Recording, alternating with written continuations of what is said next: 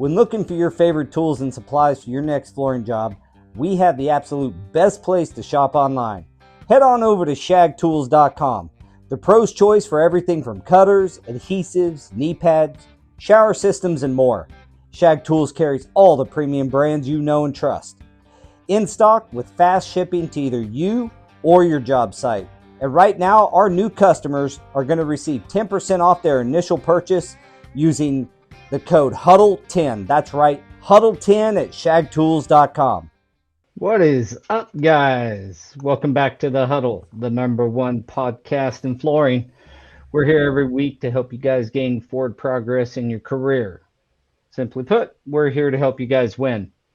We love doing this podcast and love all the comments and followers. So we would ask that if you have not yet subscribed to our YouTube channel or any of the social channels we are on, Facebook, Instagram, LinkedIn, and such, please do so. That is what helps us get your topics that you guys send us out to the powers to be and help change our industry.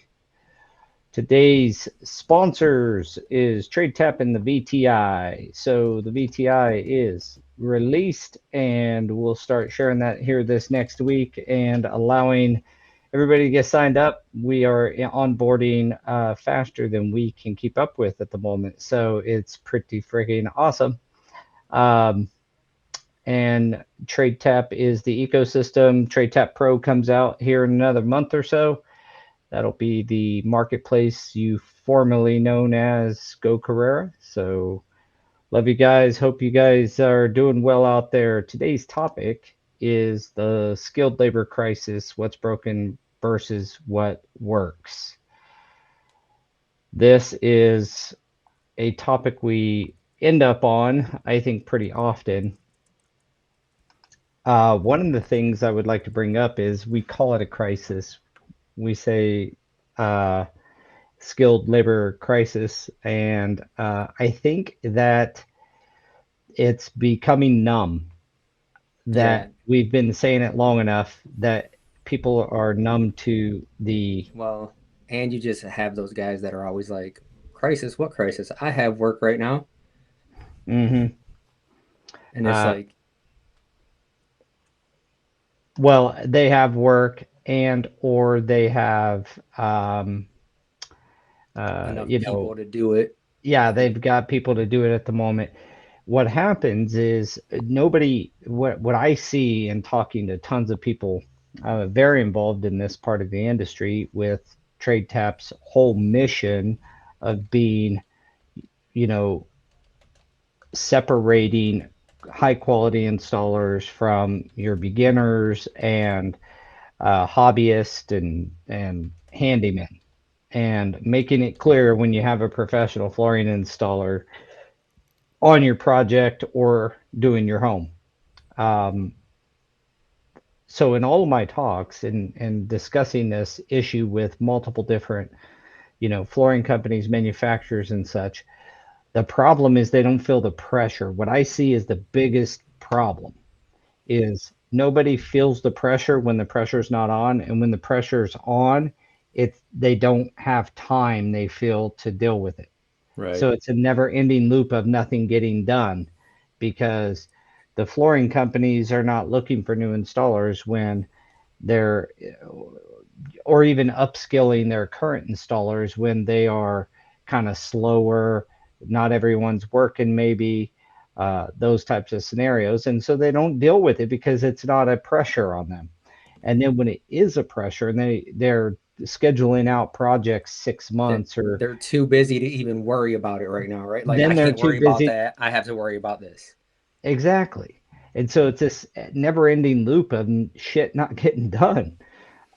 It drives me nuts, because I'm like, when you're slow is a great time to implement new processes, new procedures, new ways of doing business, to think outside the box. And I think with this is even prevalent or apparent in like the AI conversation, and people implementing AI tools. they're as long as they're super quick and easy to use, you just get on ChatGPT and start using it, then they'll use it. But doing meaningful change in their business with AI, it seems to be the same thing. When they're busy, they're too busy to do that, and when they're slow, And they don't see the need. I was gonna say it's just like any other business thing when you see the need for it and you think that it's gonna come easy, but guess what? It doesn't. It's Nope. you're gonna work. And so our epoxy guy was I was sending him some stuff last night. What's up, Jose? And he was like, "Man, you're still over there working right now at the office?" And I was like, "Yeah, man, like we got a lot of stuff to do. I'm trying to get stuff done." Mm-hmm. I wonder And how much of it is the time allocation, right? Like you gotta sacrifice some of the things you want to do sometimes in order to get some of the things you need to do done. Well, it's the Uh, good old fashioned. I think it was Stephen Covey who did uh, the time matrix, or the time quadrant. Important, important yeah, and urgent, yeah, urgent and unimportant. And we as humans, and particularly in the flooring business, I'd say specialty trades business in general, live in that urgent area. Really sophisticated industries, you know, oil and gas, like the oil industry, it's not, they're always improving things in slow times, figuring out how can I turn this field into a pay field, like a non-producing known reserve. How can I do that? And that's how, different methods of subrod. drilling and different technologies happen. So, like, as an industry, we always need to be improving. Um, I think that's one of the things with skilled labor and, our labor crisis. And we say a crisis. Hey, right now, I don't feel a crisis because we're not that busy. And I've got guys texting me, "Hey, you got any work? Our area is kind of slow." There's going so to be a time when Well, it's so we actually crazy. had someone stop by earlier, and he said that the company that he was subbing for straight up got rid of every single Hispanic crew that they had. They were just like done. that's Okay, And what yeah. for? Well, yeah. I mean, what Elaborate, is dude. that? Come on, this is news to me. I wasn't here. This breaking news now. Was that just because they were slowing down and they decided that it was time to lower their crews, or what? no, I think he said it was a new management, and he was just like, that's not the route that he wanted to do. So I think they had 12 of the Hispanic crews that they were just like cut them off. So he said that he's been it was I think it was like him and five or six guys, and he said that he's just been trying to scrape by with just working by himself right now.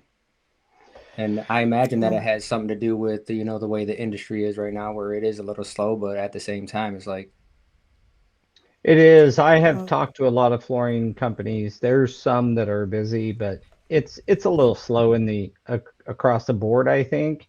Um, but the point is it's not that. I mean, you can go back to a previous podcast and we were talking about how swamped we are and needing oh yeah. guys.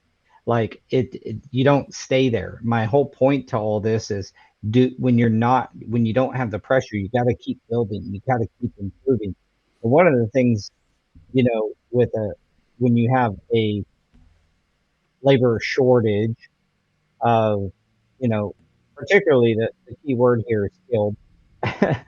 um, the best thing you can do is make sure that you're continuing your efforts, your grassroots efforts. I mean, it's clear that the powers to be believe that this is going to be a major problem, and I say powers to be like BlackRock just released. If you know who BlackRock is, I think I may have said this on the last podcast as well, but They just put together $100 billion with a B dollar fund for increasing the skilled trades.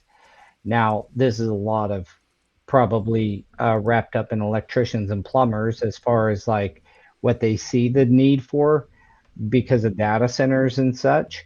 Yeah. But data centers need epoxy. They need epoxy striping. They have offices that need flooring. Like you don't get away from that. ESD flooring, stuff like that. That's in these data centers. One of the things that we see is when big company, like a lot of the governments are putting aside skilled trade kind of subsidies as well in some manner, grants, scholarships, this kind of thing. So we need to, like, as an industry, this is the time when you're a little bit slow to explore different methods and means. So I just jotted down a few things. I'm sure you guys got some stuff, but grassroots efforts, which are taking place now, getting involved.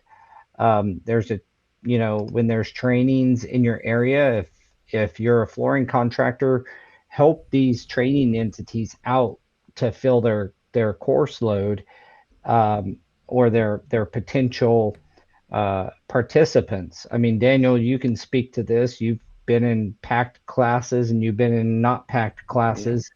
Having those packed classes is kind of the key to all this, working, and then having more training available to people. So there's going to be a training coming around our area. I'm going to be trying to, rustle up support at the high schools and the local colleges.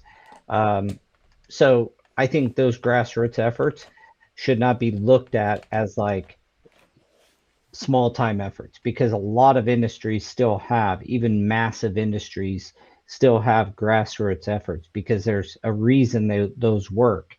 You're meeting people where they're at, So that's my initial thought of, kind of one of the things.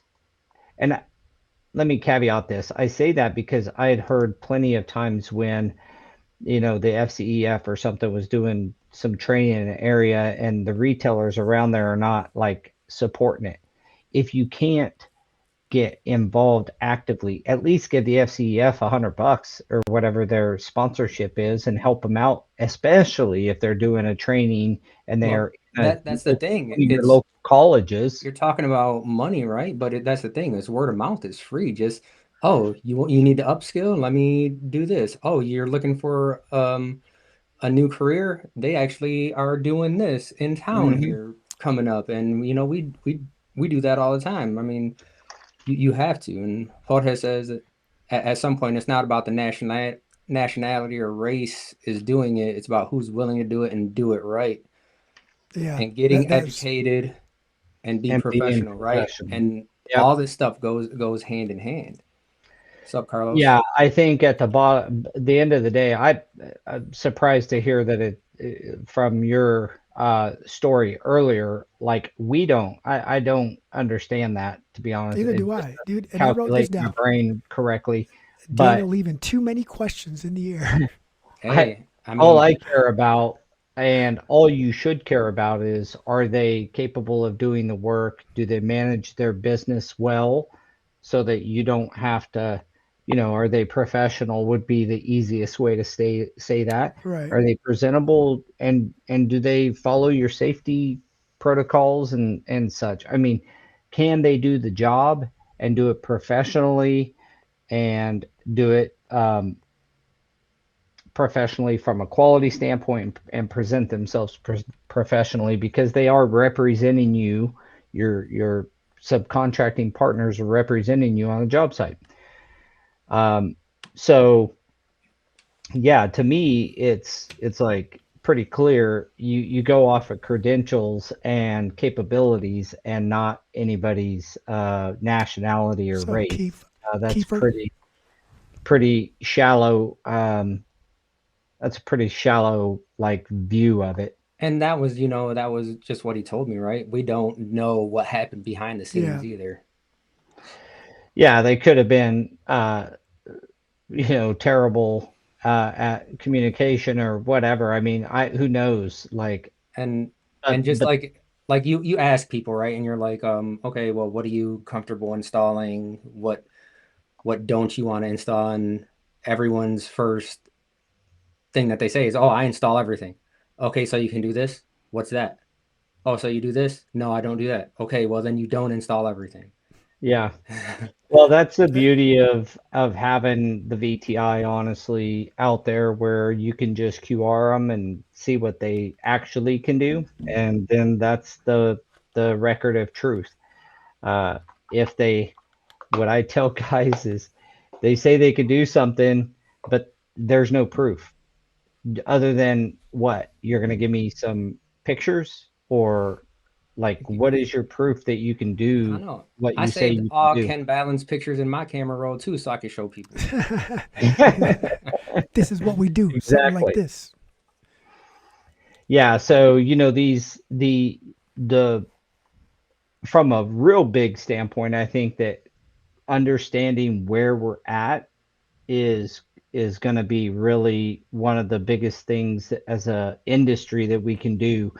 But because once you know where you're at, you know how many people, you can start implementing some of these things and really know how many people you need to bring in. I think from the one study that I heard, and it's been probably close to a decade ago, that we were losing 5 to 6,000 a year or something like that. And And you know what's even crazier is that this boomer era is about to hit us hard with all these retirements.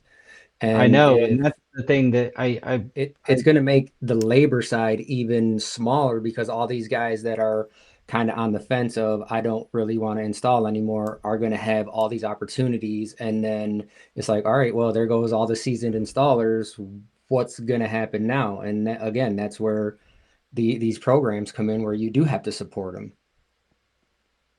Yeah. Yeah. I mean, so I was looking at my phone the other day and I was going through the contacts and realizing that I have people in my phone in the trades, not just flooring installers, in the trades for 20 plus years. Like 20 years ago, they were getting to that age. We're getting closer to retirement, and I think it's construction in general, right? It's the skilled trades in general that are going to be getting hit hard and struggling. And and Daniel, you just that I think is why the different business or like grants and big money mhm. is going towards the trades. They see what's getting. I think we cried wolf a little early as a skilled trade industry because we get busy and everybody was like, I don't have enough installers. And I know that's the fact. I talk to plenty of retailers that still have install issues, meaning they tell customers, I can sell you the carpet and take your money today, but I can't install for 6 weeks. Well, Well, you're going to lose sales that way. At the end of the day, as these boomers are retiring, something has to backfill them. That's why it's a crisis, is because the backfill process, we're working really hard at TradeTap to release the job board, which is called Jumpstart. And every buddy will have access to Jumpstart, and it will be full of new installers. Go on there.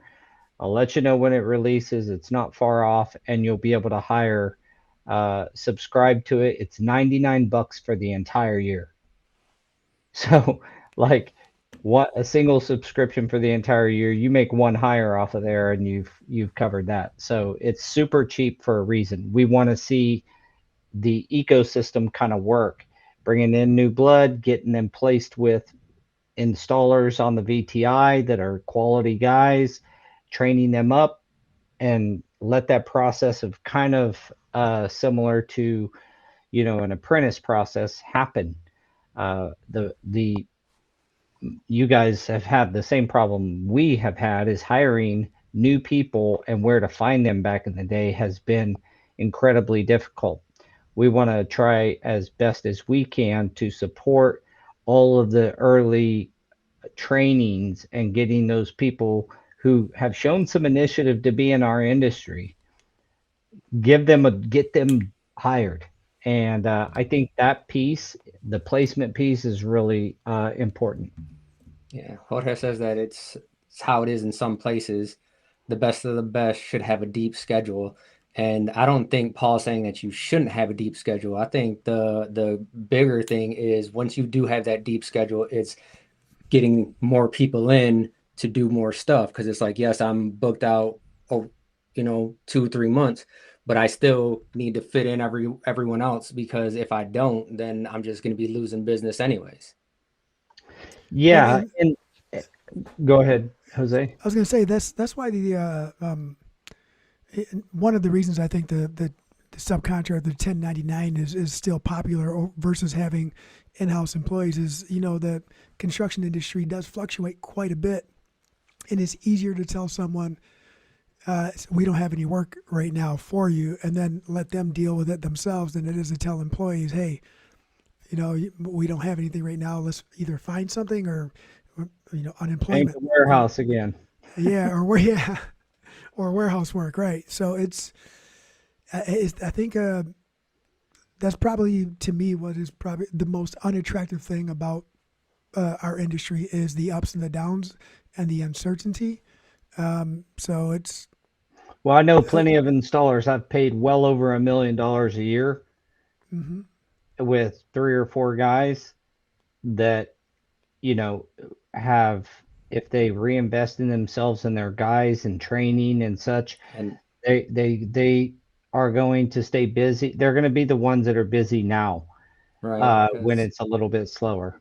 Jorge says that it breaks him that some people struggle and can't afford to get training, but it's those people that don't look at it as running a business. Those are the people that are still like, this is just my job. I go do my job.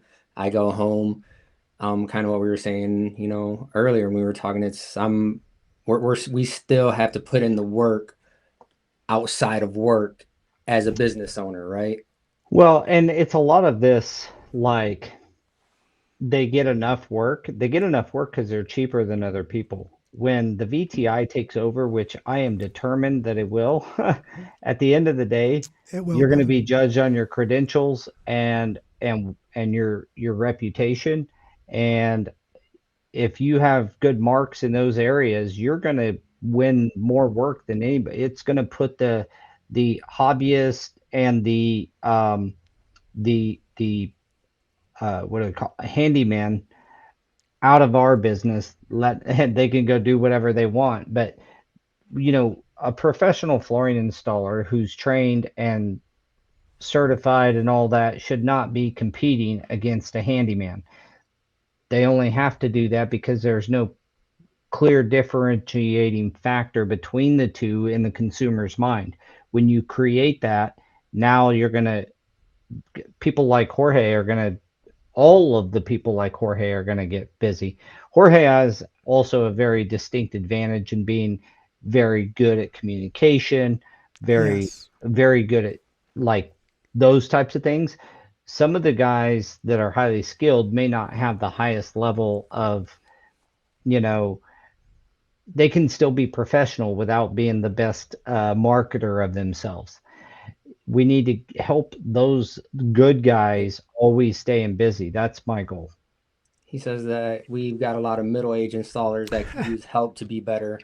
And by middle age, he means 35 to 45. The crazy thing is when we go to these events, they look at me almost 40, right? And they're like, oh, you're still a baby. And it's like, I know. And we don't I've been in it so long, I don't feel like a baby, but based on, everyone else's age, yeah, I can understand where they're coming from.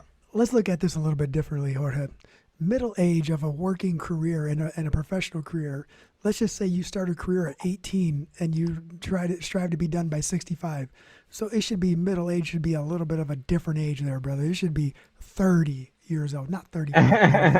Come on now, 30 to 40 is your middle of your career age, right? But I'm just trying to not make myself feel like. Trying to make yourself feel a little younger. Scott said he's one of them, but I don't know if he's talking about being middle age or being a boomer. I'll put you in the middle age, Scott.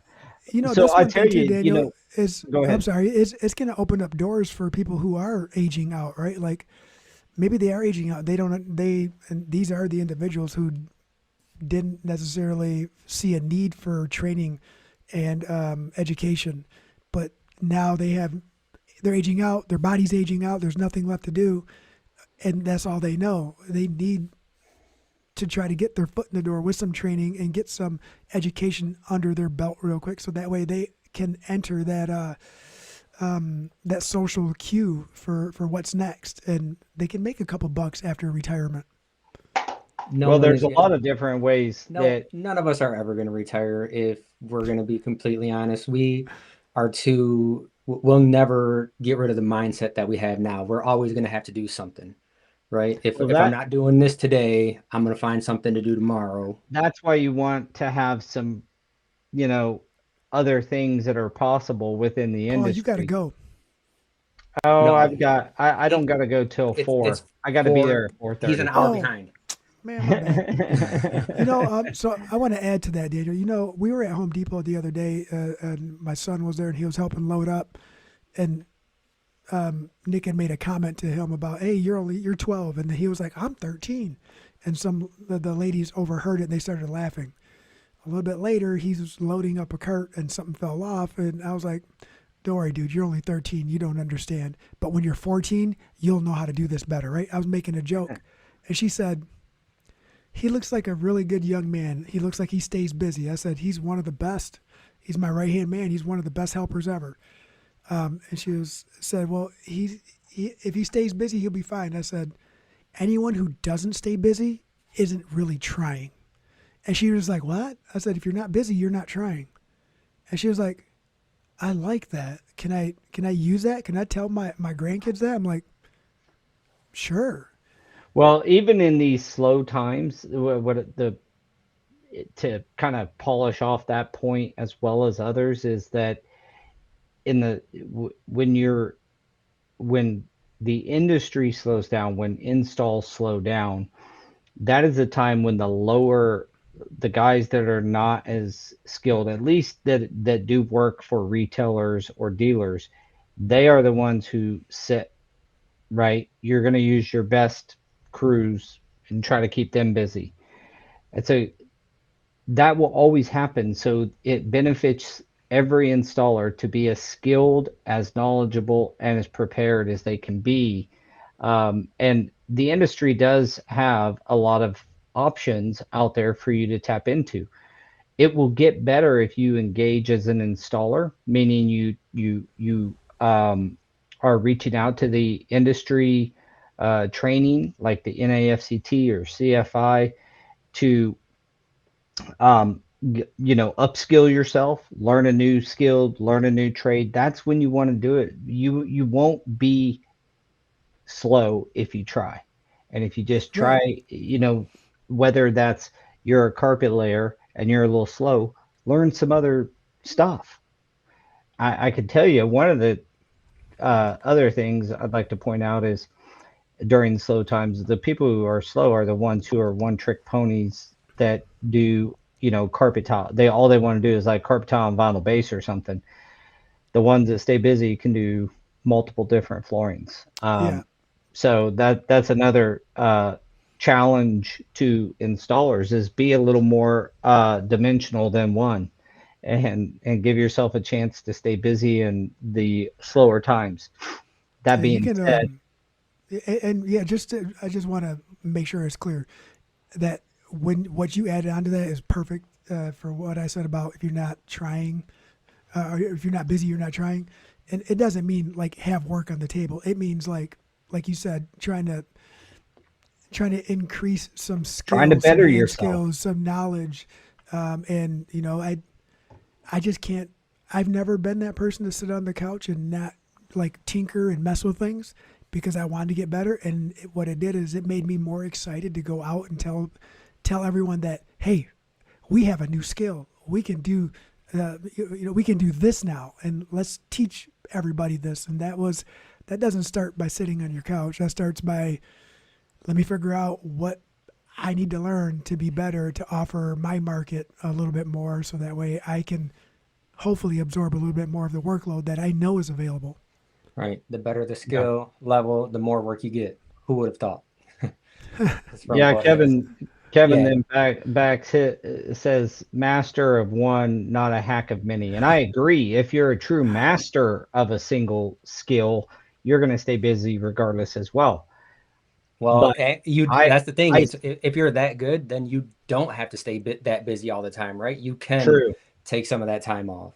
Yeah. And I specifically stated that if you're a one trick pony and like the stuff that most installers can do, like carpet tile and vinyl base, if that is you, and you guys have had it. Look, I run a flooring company. I've had plenty of guys come in here. They get they want to get loaded into our system as a subcontractor, and then they look at work orders and they're like, well, where's they only bid on like or put numbers or show interest in the big easy projects.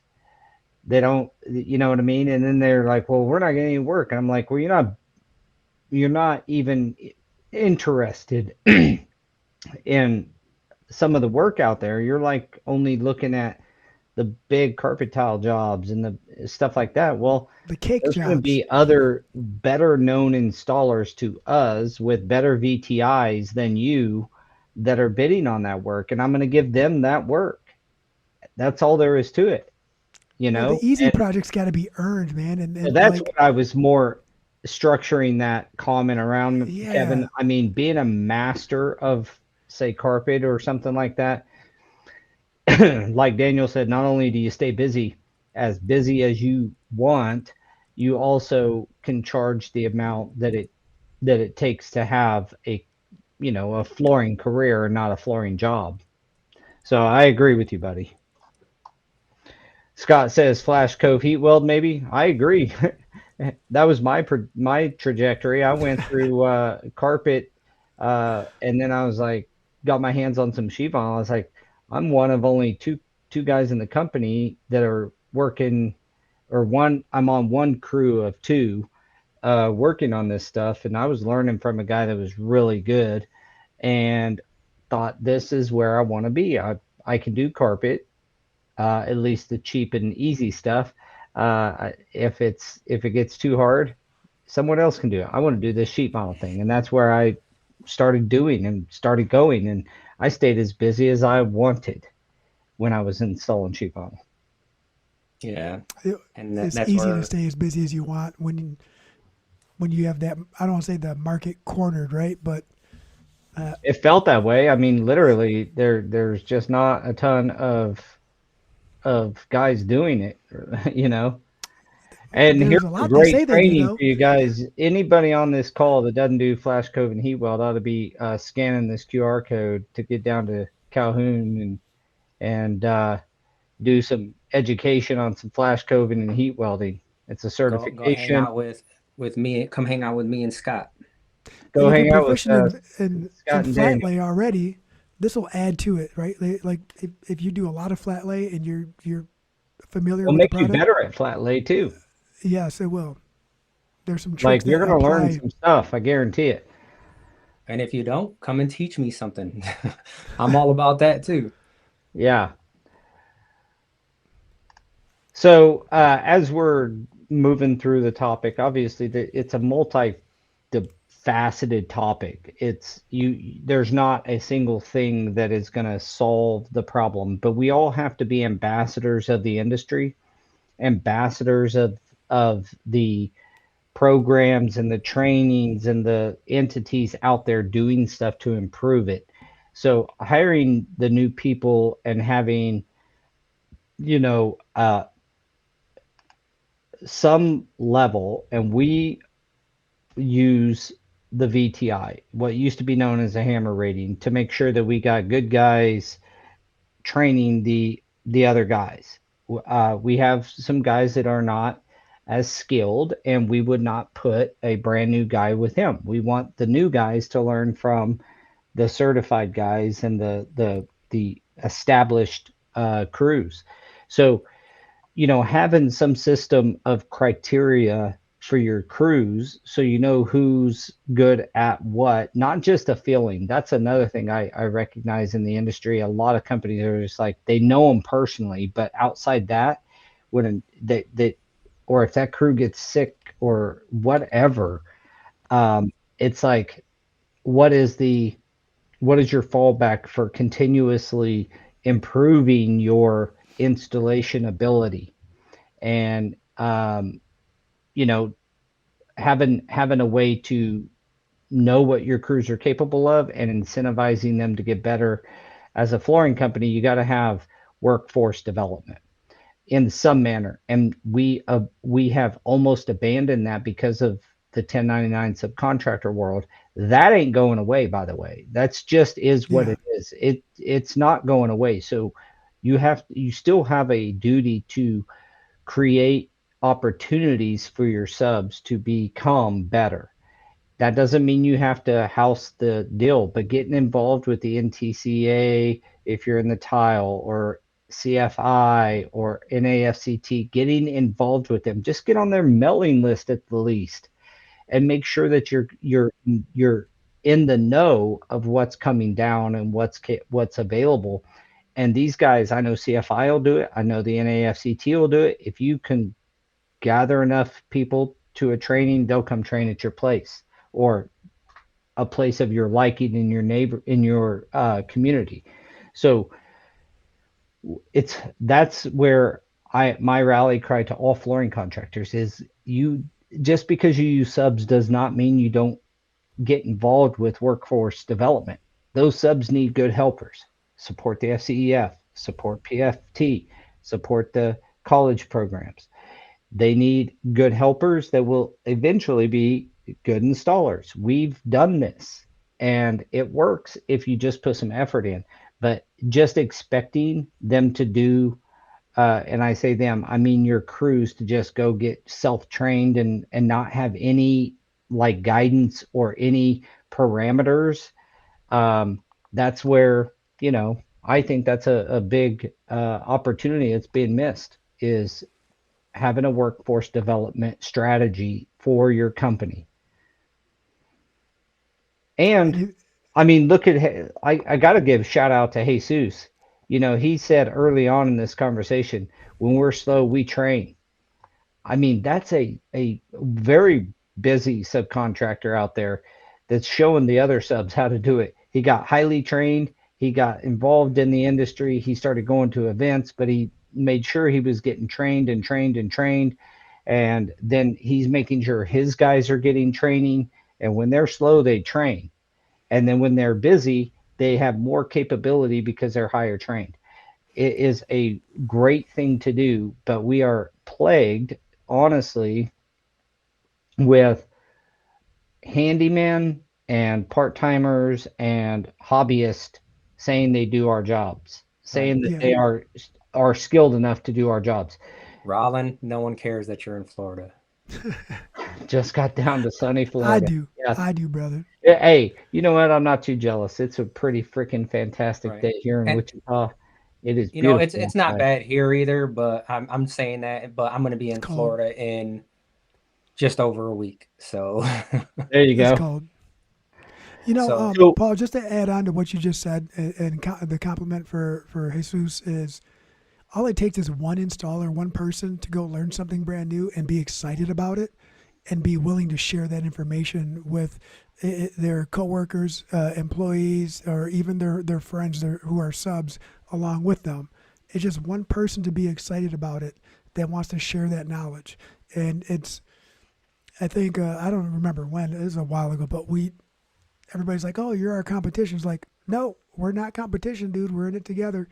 We have a skill set. You need to learn. You want to come and learn? Come to our office, and we'll put our pads on. We'll get in the warehouse with you and show you what we know. You struggling with a tip or trick? Come on over. We'll share some information. We've always been like that. Or go to a job site, and help out. We had a call from someone that, I mean, we didn't even know. What was this, like just over a year ago, something like that? I don't even remember.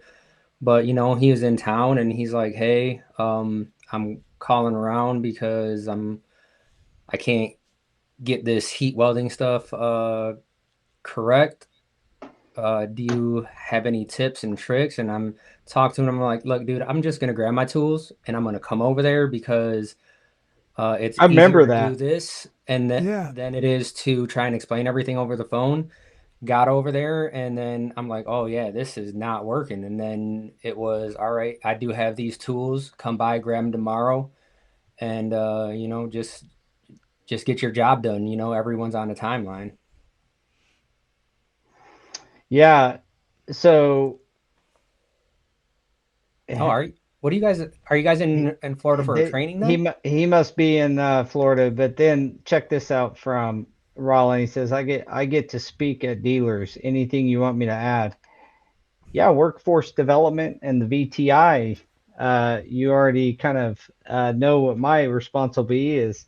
If every installer is credentialized, and then it's only comparing installer versus installer based on their ability and their skill level to do a job, you're getting rid of people like hobbyists and handymen that we're competing with at the moment. Particularly, this is true in residential more than commercial for sure, but it happens in both. It's the Facebook marketplace that's kind of driving that. You go on there and you'll find every single comment, hey, I'm looking for someone that does this. And it's like handyman, construction, everything, like all these comments, no flooring companies. Yeah. Mm-hmm. And let those handymen deal with whatever they're going to deal with, right? Because Well, if they wanted a professional, they would get on Google and start contacting a professional. I don't know that there's just not a good way. And I mean, there is. It's coming. It's here now, and it's going to catch fire. But there's not been a good way for people to. They go to Angie. They go to, like, these are attorneys and doctors. They don't know crap about our industries in construction. They just get somebody that they use. Sometimes it'll be a referral base. I've heard nightmares of people getting people off of Facebook and getting them off of Craigslist and these things. Ooh. And then you get the pictures of, and still, if you get in Facebook, which is it's part funny, part depressing, and part inspiring. But the depressing part is when you see people like posting somebody's picture of a floor that's just jacked up, and they're like, yeah, I bid on this job and now this person's asking me to come fix it. I personally have been involved in those scenarios multiple times, and the idea is just like, get rid of those guys. The guys that are doing work like that should not be doing professional flooring. They need to go get trained. They may have some skill. They need to understand how to install these products the right way, per industry standards and per manufacturer's recommendations, and do it the right way. And we got to get them out of our business. Then the people who are skilled, who are capable, will flourish and have the room to, when you're competing when one really good guy is competing with another really good guy, that's not my problem. If I'm bidding against a really good, even when I was an installer, if I was up against somebody really good, that's one thing. Okay, it's two good guys going up against competing for work. I'm good with that. What I'm not good with is competing with somebody who has no proof, they couldn't even tell you the basics, but they're winning the job because they were cheaper. And in fact, we did one of our podcasts on one of the blue collar cruises that showed a study, and it was an extensive study showing that people will pay 70%, that were surveyed would pay more if they have proof that the person's better, or if the crew's better, or the company's better. So providing that proof and not letting it be guesswork is kind of my life's calling, I feel. And Kevin has some good advice here too on how to get to that spot. It's, his advice is to find someone you feel has done well in the industry and ask them for guidance.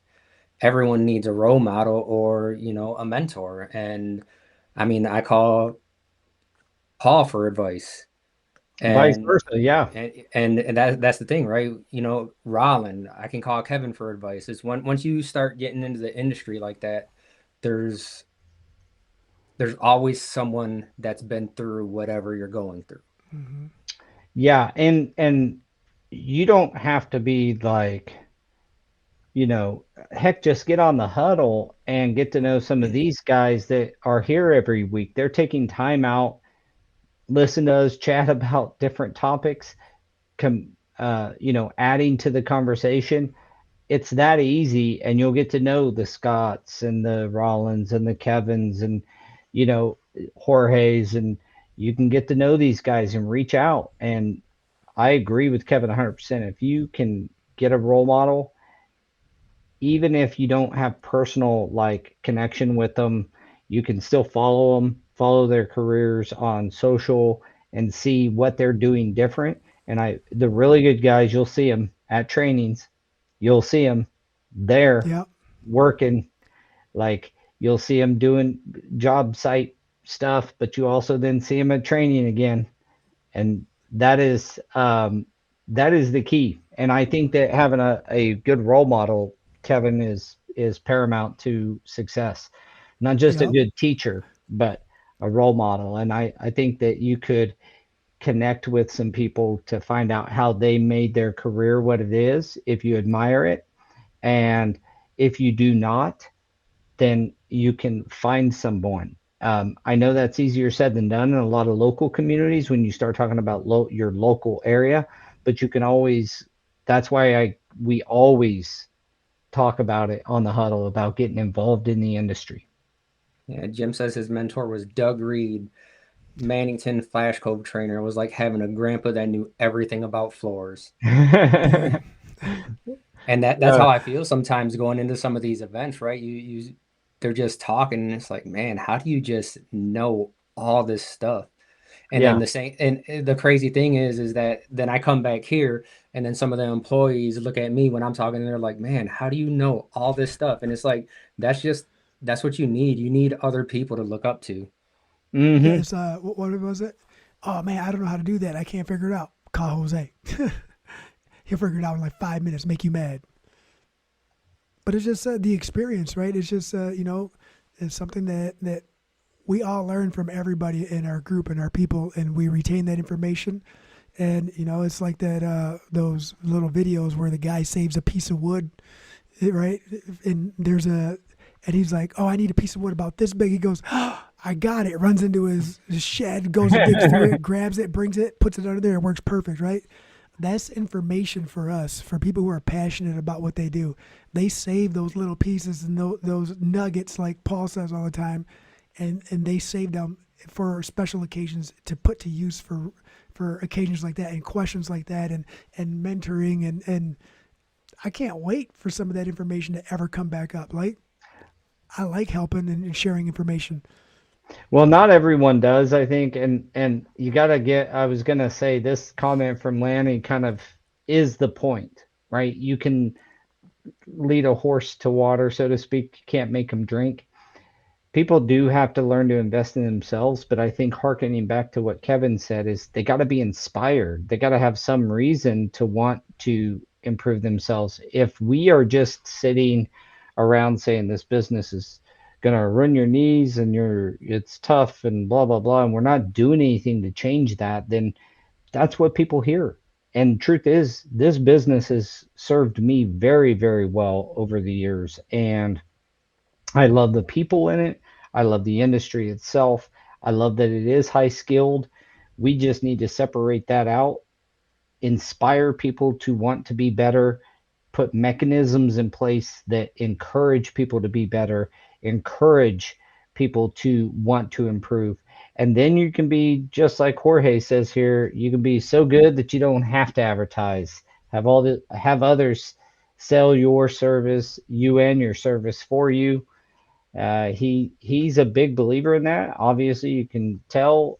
He says he can't And express it enough. Be the best, or at least try. And we've had conversations with other people about that too, right? Because they're like, I don't want to be arrogant, so how do I, tell people that I'm the best? And I always go back to where it's like, well, the best people never really say that they're the best. It's always everyone else that's telling you, right? And I had a conversation, I think it was at Ties, and someone was like, "Oh yeah, you're the best at this," and I'm like, "I'm not the best. Like, I know I can be better." And he was like, "Man, can you just take the compliment?" And it's like, "Thank you," but at the same time, I do know that I'm not the best. Look, I've messed up Well, enough times to learn what not to do. That's really all it is, you guys. Right? well, and you can shortchange that. We all had similar paths. It's not like we all came in the industry highly trained. Like we went out and screwed some stuff up first. I know I did. We went out and jacked up some stuff. We're trying to And help and you the messed up younger thing is dudes. that, like, if we would have thought about it back in the day, we should have taken pictures of all our mess ups, but that's not something that you're trying to remember. Yeah, we don't take pictures of that. I remember. I remember. Jim says that the pay rates need to come up because to get the young guys in the business, and it's not an easy fix. No, it's not an No. easy fix. I think that's the whole paradigm, right? There is a fix. It is not It's not easy. easy. The fix is having good quality installers only competing with good quality installers, because then you have like-minded people competing with like-minded people. When you are competing with somebody who thinks training is stupid and you're certified out the gills, There's you're not separation. there. You got to show the separation, or like Jorge said, have others show the separation. There is a way now to do that with the VTI, and there you will be getting your cards here soon. We just ordered all that stuff, so if you are on the old Go Carrera and you're going to be merged over to the VTI, you will be getting your physical card to go out and be able to show, hey, QR my, look at my VTI and see my level of skill versus the guy. What's that guy got? You know, What's that guy got that um, that I'm competing against? Right. Ask him for his VTI, and then you'll be a better informed consumer. That question for you, Paul. After you're done Yeah, with that, my bad. no, Is go so ahead. when you say like when you're competing against someone who you feel is another good installer or good in that discipline, is it really competing? Right? Like every time that we I would say go head to head with someone like that, and we know we are. There's always a phone call. It's like, hey, are you guys checking this out? Like we are. Well, I don't want to be too far off of you. Like at this point, it's merit that is winning the job and not dollars and cents. And usually there's a partnership there too, where good luck, brother. Like if you need help with it, let me know. We're willing to help, and vice versa if you win the project. And I think that that steel sharpens steel thing comes into play when we are Yeah, but looking at. legitimately, in your own area, it's only so far you can take that.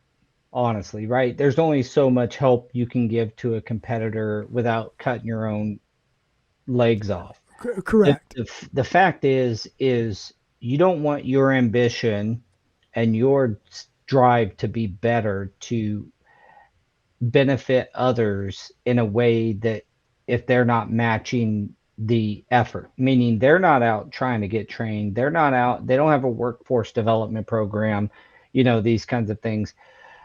The That's what I'm getting at, is not that. And you are competing if you are both pricing the thing. That doesn't mean it can't be a friendly competition, and it's much friendlier when you have really good guys competing with other really good guys, because at least I know you guys have put in the money, put in the effort. If I'm bidding against you, I'm a happy guy. That doesn't mean I'm going to win, but if I was to be bidding against, if Stewart Oh, and you better Associates talk was shit though. You bidding better talk shit. against That's for sure. Preferred Flooring, I would be happy because I know I'm not bidding against a company that just hires the cheapest guy, and the cheapest guy doesn't know any better, and blah blah blah. It has to start at the grassroots, in my opinion. I do like what Kevin just said. The best lessons come from some of your worst failures. That is true, but that assumes that you know enough to understand why the failure happened. Well, When I say I so messed stuff up, brother, I'm talking about I messed stuff up and didn't even know how I did it. it's I just was so the same completely thing, like unaware. that kind of goes with what Lanny says right here. There's some people in there in the industry that don't want responsibility. They just want to be where they're at and Oh then keep on yeah. moving along. And well, we need those people, right? That's But then fine. there's Just keep them on the in their ones that level. are chasing craftsmanship, and those are the people that you want to help support so they can help them help themselves, he says, right? And yes, but also I was also one of those people that never thought that I'd go as far as I am into the industry right now, right? So it's approaching people with just that mindset of they may feel a certain way right now doesn't mean that they're not destined for something else. And that's where that Yeah. Right. mentorship comes back in. And I have found we've had a few guys that came up through and they started doing well. They are just scared to be in charge. Yes. Um, that you can try to train out, teach them, but to be honest with you, there's bye Denise. Good luck, Uh, Denise, with the storm. um, but the truth is that those people, if they can't kind of get out of the shell to be a leader, to have helpers put under them, hey, that's okay. Just keep, you know, like you said, Daniel, you need some people who are going to be happy doing those jobs. Otherwise, it's a constant revolving door. Some of the best crews are guys who have a a supreme like head guy crew, and he's got a really good guy that could be a crew leader if he wanted. But still, them two working together with a couple of helpers, those are some of the best crews out there. Yep, they sure are. And the synergy, it creates a synergy, right? Everybody knows their role, understands their role, and it's a team effort. And those are the guys that add the value to that crew and can help you scale. And still, if you're getting paid enough because you are proven to be responsible and good at getting the job done and doing high quality work and communication, all the stuff that makes a good installer, well, then you're able to pay a little bit better than anybody else to your help. And those guys are are fine being at that level. There's nothing wrong with that. We have several guys that have been here for, well, I'd say several. We have a few guys that have been here for a long time that are still on crews. They don't lead crews. And they got to show the leadership, and we do some training with it. But if it's not, you got to also, it was kind of mentioned in the comments earlier, you got to take the initiative at some point. You know, you can only train so much before the if the initiative's not there, you'll just be a really good number two or something on a crew. And there's nothing wrong with that. And Nothing you wrong with have it. to Not at realize that all. at At some least point. you're doing good work, you're making good money. Well, when we talk over here, right, we say that the number two is typically the best person that you got there because the number one's running around Managing. handling everything. So you have to Yep. have that number two there in order to be more hands-on than anything. So as a number two, there's a lot of pride in that, I think. Yeah, you're putting stuff down and doing, maybe you're not laying out the entire uh, progression of the entire project if you're doing a big job, but where you're going next and doing all that communication with the project foreman or superintendent, but you're the one doing, Right. layouts on the jobs and or I on the was this rooms and doing this the guy work. right here. I was his number two for a really long time, and then he kept on bringing me, "Hey, I'm doing this. Come and learn how to do this. Hey, I'm going to talk to these people. Come learn how to talk to these people." Yeah, and it was just you got to at Well, some you want to point. give them the opportunity. Yeah, Jim kind of, touches on this a little bit. when he says that not all guys are leaders. It can be cultivated, but not always. Managing people becomes a tax for some of us. That's when I say, man, like one guy with a really good helper, and you can make a really good living if you're highly skilled in this business. Yeah, and that's where I go back to like EOS and stuff too, where it's like sometimes it's the right person, wrong seat, wrong person, right seat type of deal, right? Thanks, Yeah. Lanny. We appreciate the words, man. But Yeah, you thanks, just have Lanny. to find that balance. And once you notice that someone is in the wrong seat, move them over to that right one. Oh, and that's where I kind of get where, where I came from, where it's like, I don't think that who does number 2 work for? You got to be a little older to get that one. But yeah, I never thought that I'd be in the position where I'm at now, but it was this guy up here pushing me, right? Like, you're gonna do this, you're gonna do that. And the same thing with baby sister, it was me pushing her. She's like, I don't know about this. And it's like, nope, you got this. Like, just ask me some questions, but I know you can handle it. Yeah. Hey, all you good number 2s out there, you guys have more impact on the schedule and the completion and the progress of a project than you think. You have so much impact on that. Well, if you're really good, you probably know. And a lot of those guys are, a lot of the crews set it up to where it's a split of the pay. Business wise, there's a lot. I mean, we could continue for another hour on how to run the business properly as an installer, but hey, by the way, go check out Coverings if you're interested in the tile and stone industry. I've been to this show several times over the years. Haven't been in several years, but it's always pretty awesome. But Daniel and Jorge are going to be there shooting the huddle, and so get out there and see those guys and hang out with them and add some content to the huddle they shoot out there. Yeah, so yeah, we'll be there.